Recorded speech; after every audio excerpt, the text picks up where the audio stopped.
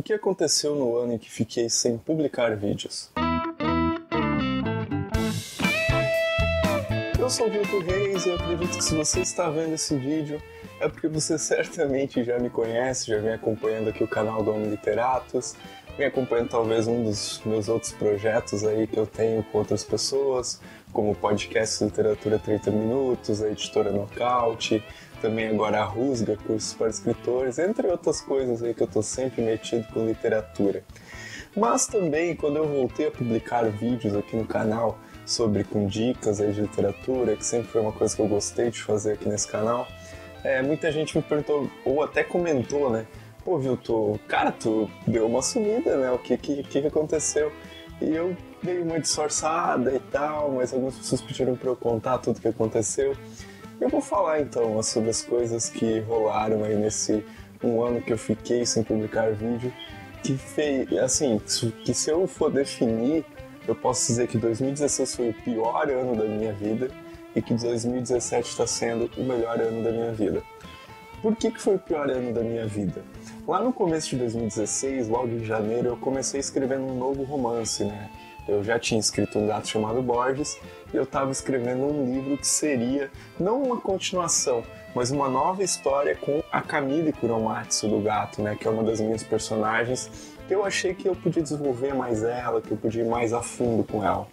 E eu vim, assim, fiz uma maratona de filmes do Kurosawa, já que eu ia fazer um mix aí com os filmes desse diretor japonês que eu gosto pra caramba.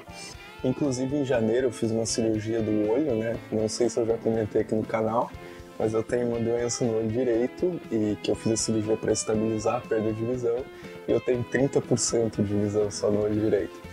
E a cirurgia foi tudo bem, foi tudo legal, teve um tempo de recuperação. E enquanto eu estava em casa, eu fiz essa maratona de filmes do Kurosawa, que tinha o objetivo de ser a pesquisa para o meu romance. E eu estava indo bem, assim, cheguei ao final da primeira versão, até que aconteceu uma coisa muito ruim, assim, uma coisa na minha família, né? Que eu moro com meu pai, na época eu morava com meu pai, com a minha mãe e com um irmão tetraplégico. Sendo que meus pais, eles têm idade para ser meus avós, porque quando eu nasci, meu pai tinha 47 anos e minha mãe tinha 43. E o que aconteceu? Minha mãe veio a falecer em março de 2016, no dia 26 de março. Foi uma coisa muito trágica, assim, muito de repente, porque em uma semana minha mãe ficou mal e, num sábado ela ficou mal, levei ela para pronto-socorro, eles atenderam ela, falaram que era algum problema de medicação, porque ela estava começando a trocar as coisas, assim. E aí, na semana seguinte, no sábado seguinte, ela faleceu. E o laudo médico diz que foi uma infecção urinária, que virou infecção generalizada e falência múltipla dos órgãos. Ela tinha 66 anos. Então, assim, pra mim, naquele momento, foi um momento, assim, muito complicado, assim. E no velório da minha mãe, as pessoas fizeram uma coisa que, tipo, gente, nunca façam isso. Porque as pessoas chegavam pra mim e diziam, meu, Vilto, agora tu vai ter que ser forte. Porque eu tinha um pai idoso e eu tinha um irmão tetraplégico que eu precisava da assistência. E aí, tipo assim, eu peguei aquela coisa assim, meu, não, agora eu vou ser forte, agora eu vou ser forte. E em muitas coisas eu tentei ocupar o lugar da minha mãe, assim, ao ponto de algumas primas minhas que ligavam pra minha mãe para pedir conselhos, já que minha mãe era a filha mais velha da família, né, uma espécie de matriarca. Eu meio que assumi isso, assim, coisas que nem cabiam a mim, assim, assumir. E chegou um momento que eu entrei em depressão, assim. Foi bem complicado, assim, foi, tipo, depois de um término de relacionamento, depois de perder minha mãe, foi bem complicado mesmo, assim. E eu tava, tipo, trabalhando demais. E teve um mês, assim, que eu virei os 4 finais de semana trabalhando em projetos, que, pô, eu gosto pra caramba dos meus projetos, mas isso, tipo, em algum ponto pesou, assim, sabe? E aí teve um momento, assim, que eu não consigo achar outra expressão pra explicar, mas eu vejo como uma desconexão de realidade, assim. Porque eu tava num domingo, que tava só eu e meu irmão, meu pai tinha viajado, e eu, tipo, tava lavando a louça, assim, e o celular, tipo, vibrando, mensagem, notificação, um monte de coisa. E aí, tipo, cara, assim, eu travei, assim, a água ficou correndo e eu, tipo assim, na minha cabeça eu não sabia se aquelas pessoas que estavam falando comigo, elas realmente existiam ou se eram, tipo assim, sei lá, uma coisa assim inventada pela minha cabeça, uma compensação emocional, alguma coisa desse tipo. e eu dei aquela travada total, assim. Eu acho que depois de uns 20 minutos eu desliguei a água, eu fui pra sala, sentei no tapete e devo ter ficado umas 2, 3 horas ali parado. E assim, daí no dia seguinte, assim, eu conversei com a pessoa me aconselhou a buscar ajuda médica, e ajuda psicológica, na verdade, não médica. E aí, tipo, 2 semanas depois eu comecei a fazer terapia e tal.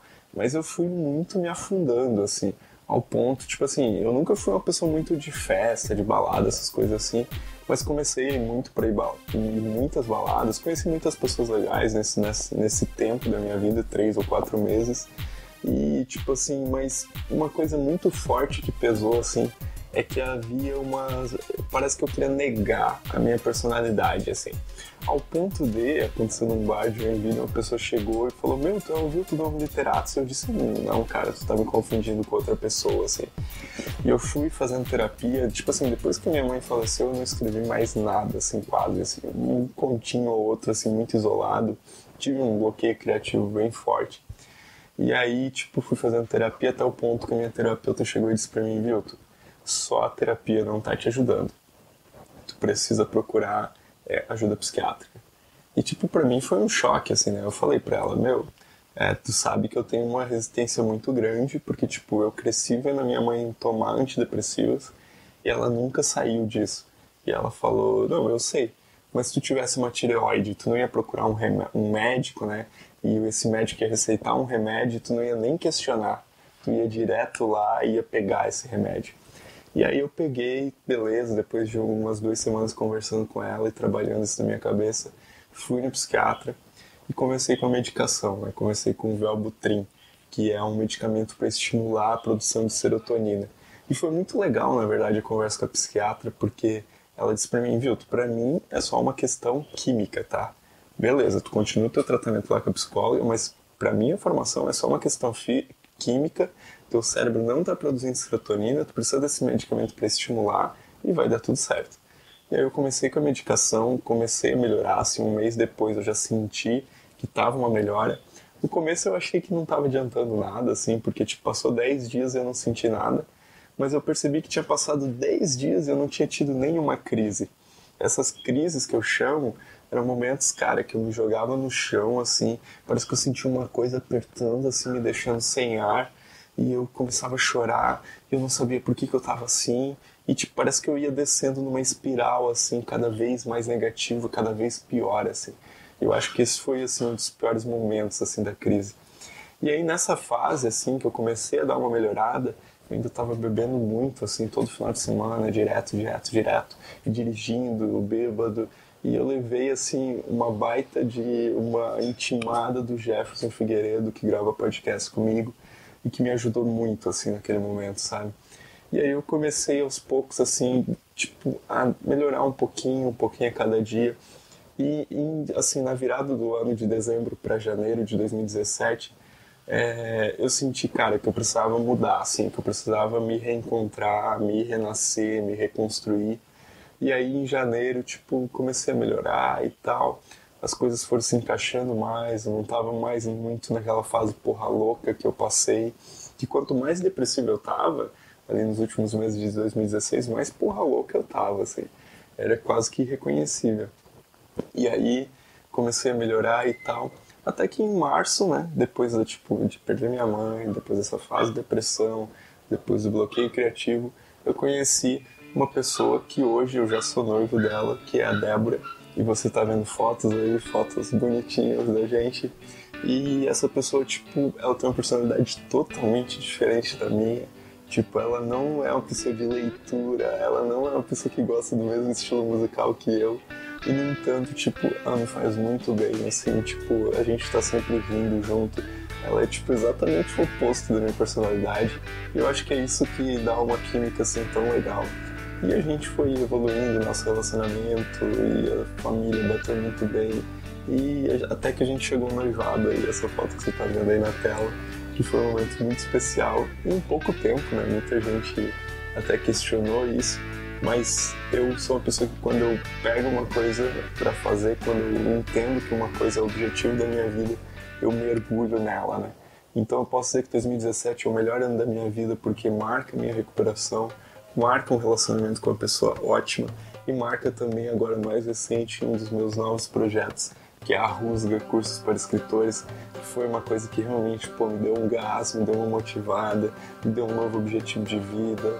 Eu comecei o MBA também em março desse ano, que também abriu minha mente para algumas coisas, e eu estou numa fase realmente muito boa e agora muito feliz.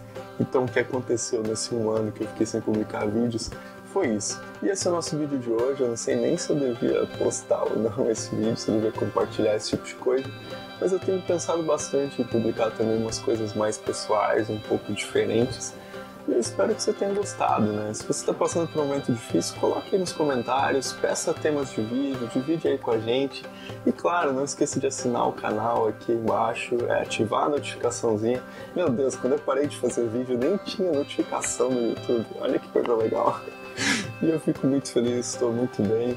E eu fico muito feliz em compartilhar isso com vocês. Então esse é o nosso vídeo de hoje. E até o próximo vídeo.